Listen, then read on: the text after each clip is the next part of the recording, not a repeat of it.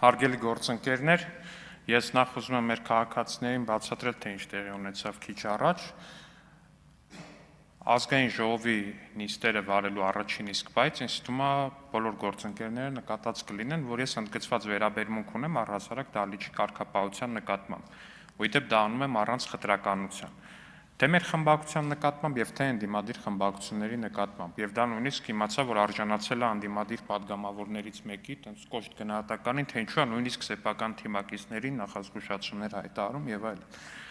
Ազգային ժողովի կանոնակարգ օրենքը նիստը նախագահողին տալիս է լիազորություններ, եւ այդ լիազորությունները կիրառելի են։ Այդ լիազորությունները ուղղված չեն որևէ մեկին նսեմացնելուն եւ որևէ մեկին վիրավորելուն, բայց հազար ներողություն, երբ որ падգամավորի նկատմամբ կիրառվում է նախազգուշացում եւ ասվում է լռեք հարգելի պարոն Էսինչյան եւ հարգելի падգամավորը տեղից ասում է չեմ լռի, ես է ձեզ եմ նախազգուշացում հայտարարում, դրան հաջորդում է հաջորդ կարգապահական տույժը, դրան է հաջորդում է հաջորդը դահլիճից հեռացում, ու երբ որ падգամավորը ասում է, որ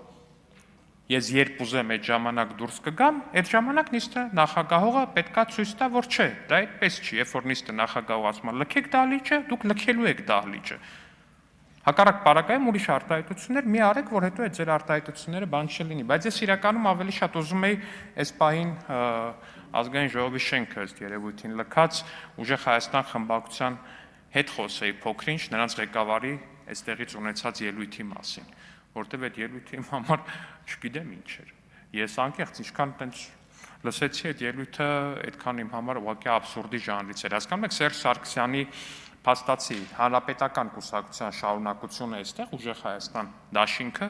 այստեղ եկել է ասում է դուք պատերազմի կուսակցությունն եք, դուք մեզ մեղադրում էիք նրանում, որ Ռոբերտ Քոչյանն էր մեր թեկնածուն, հարգելի գործընկերներ, եկեք ձեզ մի հատ պարզ բան ասեմ։ Միջև ընտրությունները առհասարակ ուժեղ Հայաստանը ամեն կերպ փորձում էր ցույց տալ դիստանցավորվել Ռոբերտ Քոչյանից ու նրա Հայաստան դաշինքից։ Այդպես է, թե այդպես չի։ Ամեն կերպ ցույց էին տալի, թե իրանք իրար հետ կապ չունեն։ Այ մարդ ընտրությունների գիշերը հենց եկավ, հենց այդ քվյատուփերը բացեցին, մեկ էլ իրանց մամուլներով սկսեց գնալը, միասնական ընդդիմությունը միասին այսքան ձայն է հավաքել։ Միասնական, բայց ընդդիմությունը, որ միասնական էր միջև ընտրությունները, ինչի՞ չէիք ասում։ Մենք ասում էինք, որ դուք միասնական եք։ Այո, ես անձամբ ասում էի, որ Սամվել Կարապետյանը եւ Ռոբերտ Քոչյանը միևնույն դաշինքի մեջ են։ Եվ գիտեք ինչ, որպես ապացույց, Էսա, որպես ապացույց, մի խմբակցությունը դուրս եկավ, մյուսը հետը դուրս եկավ, որպես ընդդիմություն գործում են նույնական,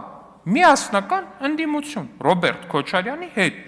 Իրենց հետընտրական վարքագիծը ակնհայտորեն փաստացի ապացուցում է մեր նախընտրական խոսույթը իրենց միասնական լինելու մասին։ Ասում է Սամվել Կարապետյանն էր մեր վարչապետի թեկնածուն։ Կներեք, որ Սամվել Կարապետյանն էր ձեր վարչապետի թեկնածուն, այս ընտրություններից արդեն քանի ամիս անցել է։ Ինչու միջև հիմա ձեր նախկին ապագա վարչապետի թեկնածուն կամ նախկին ապագա վարչապետը կամ հավերժ հաջորդ վարչապետը, որ ձևակերպումը ձեր սրտին ավելի մոտ է, ինչու միջև հիմա չի հրաժարվել Կիպրոսի եւ Ռուսաստանի քաղաքացիություններից։ Կարող է հիմա էլ արդեն Կիպրոսի վարչապետի թեկնածու, Կիպրոսի գործընկերներին պետք է հարցնենք, թե հիմա Ռուսաստանում դումայի ընտրություն ենք, կարող է Ռուսաստանի դումայում ուզում առաջադրվի, չգիտեմ, որպես падգամավոր։ Էս է ամբողջ, ասում եմ բանը, ձեր նախընտրական խոսույթը, մեր նախընտրական խոսույթին կներեք այս արտահայտության համար, բայց ամբողջությամբ պատասխանատու ենք մեր նախընտրական խոսույթի համար, ավելին ասեմ, մենք տեր ենք մեր նախընտրական խոսույթին, ու հենց ավելին ասեմ, դուք ինքներդ եք ապացուցում մեր ամբողջ նախընտրական խոսույթը, հարգելի գործընկերներ։ Ամբողջությամբ եկել եք այստեղ ապացուցելու մեր նախընտրական խոսույթը։ Իսկ ինչ վերաբերվում է նրան, թե որ ուժը ինչ է արել, շատ լավ, եկեք խոսանք, թե որ ուժը ինչ է արել։ Կարեն Կարապետյանը, Նարեկ Կարապետյանի հայրը, երբ որ հանրապետական խմբակցության նախագահ էր, հետո Սերժ Սարգսյանի աշխատակազմի ղեկավար էր ու հեղափոխության օրվա դրությամբ էլ հանրապետական падգամավոր էր։ Քանի հազար դրամի թոշակ էր թողել Հայաստանի Հանրապետության թոշակառուներին նվազագույն։ 16,000 դրամի։ Դուք 16,000 դրամ թոշակ տվող կուսակցություն եք։ Դուք 16,000-ի կուսակցությունն եք, հարգելի գործընկերներ։ Դա եք դուք։ 16-ը իհարկե մենք էինք ընտրություններին, բայց դուք 16,000-ի կուսակցությունն եք։ Աղքատությունից են այստեղ խոսում, աղքատությունը։ Պարոն Կարապետյանի, Նարեկ Կարապետյանի հայրը ֆանտաստիկ տեսանյութեր կա Ազատություն ռադիոկայանում օրինակ։ Ընտրություններից առաջ կամ այդ ընտրական տարում Լոռու մարզում, երբ որ յուղ ու բրինձ էր բաժանվում, փաստացի։ Յուղ ու բրինձ էր բաժանվում։ Ժողովուրդ, յուղ ու բրինձ։ Յուղ ու բրինձ հասկանում եք։ Քաղաքական իշխանության մոտեցումը ձեր տարիներին եղել է այն, որ մարդիկ ինչքան աղքատ լինեն, այդքան քիչ փող է պետք լինելու իրենց ընտրակաշարքը կազմակերպելու համար։ Ինչքան աղքատ լինի ժողովուրդը, այնքան ավելի լավ։ Թոշակը ինչքան ցածր, այդքան թոշակառուի ձենը արժի ավելի էժան։ Պարզ լոգիկա է։ Ու դրա համար է, որ մեր արած սոցիալական ծրագրերի, մեր բարձրացրած թոշակների, մեր ընդհանուր տնտեսական քաղաքականության արդյունքում է, որ ձեր նախկին հանրապետականի բաժանած 10,000 դրամը այս ընտրություններին փաստացի ձեր ուժի ներկայացուցիչները բարձրացրել հասցրել էին 100,000 դրամ։ Ես նորից եմ ասում, մեր տնտեսական ու սոցիալական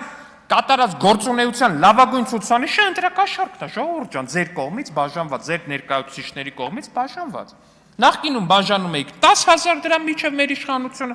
մեր կողմից խորհրդարանում մեծամասնություն ստանալուց հետո 2018 թվականին դուք արդեն հիմա այս պայի դրությամբ բաժանում եք 100,000 դրամ։ Սրանից լավ ցուցանիշ ուղղակի չկա եւ լինել չի կարող։